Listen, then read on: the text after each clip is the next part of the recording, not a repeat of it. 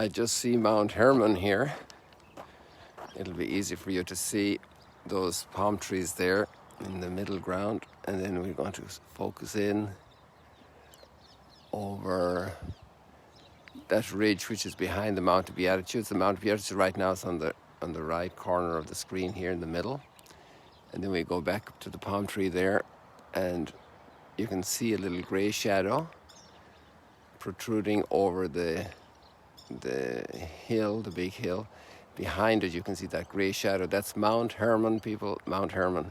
It's very clear this morning, we got great visibility. And here we have our sunrise already.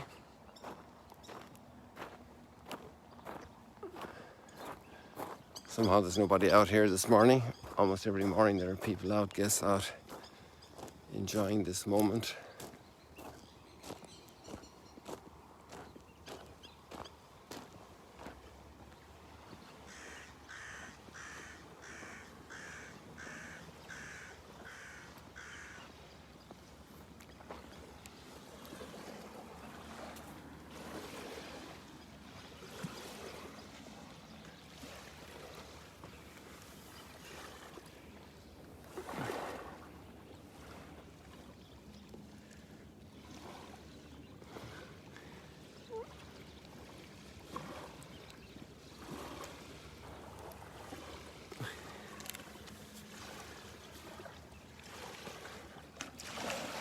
So we're going to be on retreat this morning until the early afternoon. And we're going to renew our vows, which normally coincides with the 15th of September. But we package it together with our monthly retreat, downtime to spend with the Lord.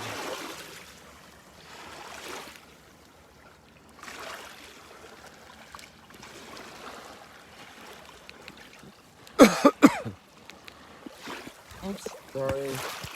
I was testing to the limit here, people, forgive me. And I went off balance, my fault.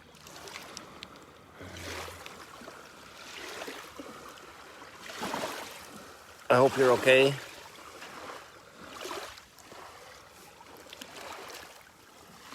I was trying to get down to the lowest level possible, and I lost the balance of it. Here we are back again. So this morning, we'll do it short and sweet, hopefully. We have the reading from Zechariah the prophet. And that's an interesting name. He's also contemporary to Haggai. Oops, there was a crow right here at my feet. Flew away. Contemporary to Haggai, whom we were reading the last couple of days. We're talking about the return from the exile and coming back to Jerusalem. And the name Zechariah is very connected with the word remember.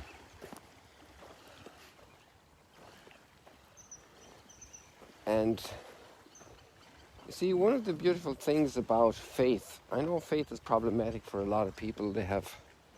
Faith got a bad rap, maybe because of some behaviors of believers or whatever, and maybe also because people are afraid of faith and they don't really know exactly what faith is. But faith is something very special, and when we remember, our memories become imbued with the presence of God if we're believers. Oh wow, look at this bird here. Just hold on there. Isn't that beautiful? A purple heron. Let's see how long she'll stay there. And maybe she'll take off, as they fly so beautifully. Yes, we got her. Where'd you go, baby?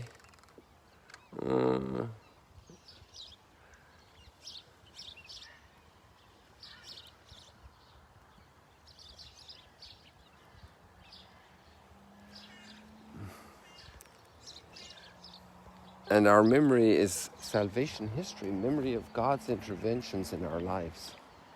It could be sickness, it could be relationships, falling in love, becoming married, having children, all the challenges and problems and issues. It could be bereavement. It could be work, economic challenges. All of these experiences of life, and they're remembered in years past. And you see God's hand working and providence working in all of these things. To remember in the presence of God is a great exercise. To remember. The book of memory, the book of remembrance. Remembrance. Sometimes remembrance is hard because of pain, because of strained relationships, because of alienations. Imagine exiles. That's why it's so hard, And yet memory can be filled with saving grace, with salvation.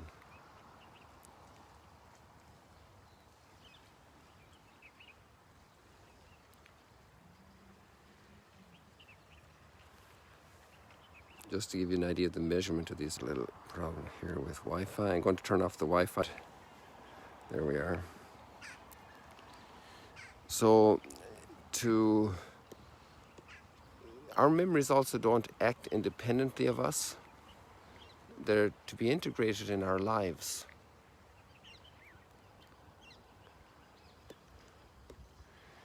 Because our memory isn't the only faculty we have. We also have imagination.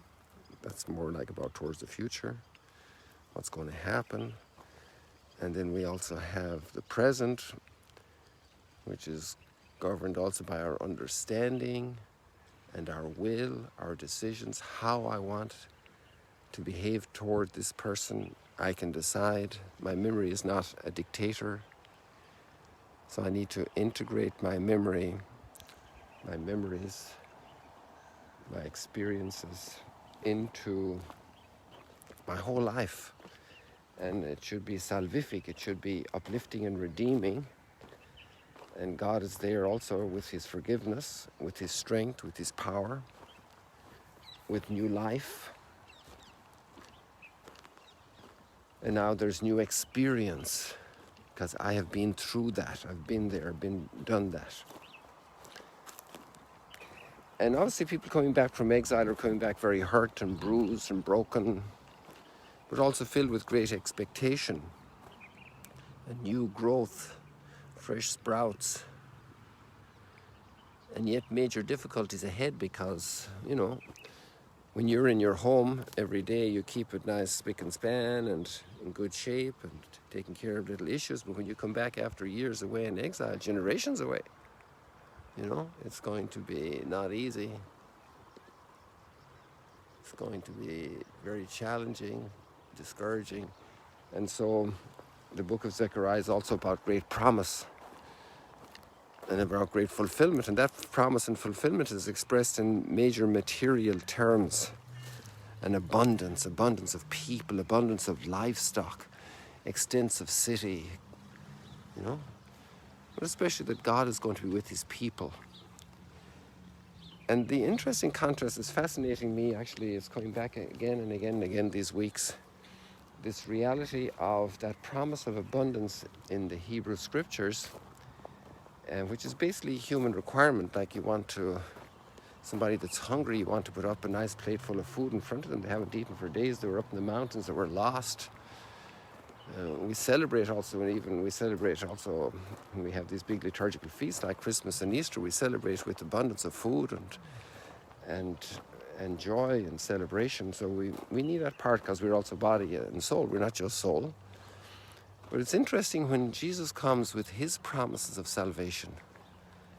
It's a path through the cross. And we don't like that. And I'm actually relearning that. I find that personally, relearning the presence of God's salvation through hard times, knocks, difficulties. And there are all kinds, and they're in many different parts of our society. They're affecting us all in pretty negative. and the idea of our, anything that can happen,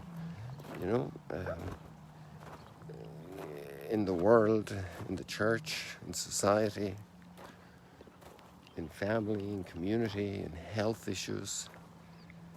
And there is God coming through in the hard times. And our salvation is worked out in the hard times. And the gospel today is again speaking about that. It's twice already in this chapter. And it's, it's pretty tough.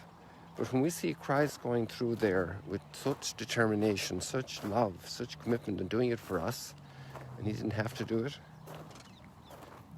that's all amazing. It's showing us a new way of where we identify salvation. Salvation is not in material abundance and prestige and power and glamour and pleasures. The deep salvation of our hearts is someplace else. It's in that relationship with God, in the core of our being, no matter what's going on. And that's something we really need. That's something we really need. That's where our salvation is. So that's a great prayer and a great wish for you today, as we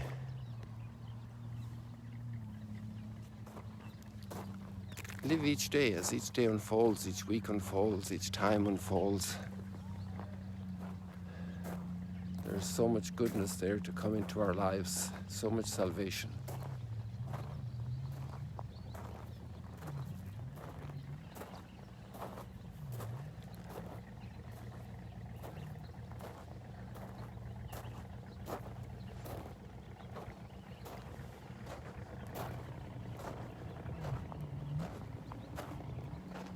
A lot to ponder, really, and also a path of maturity, of growth.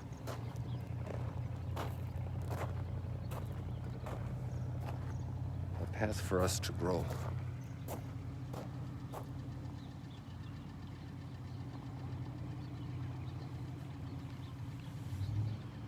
I think we leave it like that for this morning, people. This is a little short and sweet, and I wish you many blessings. See you later, alligators.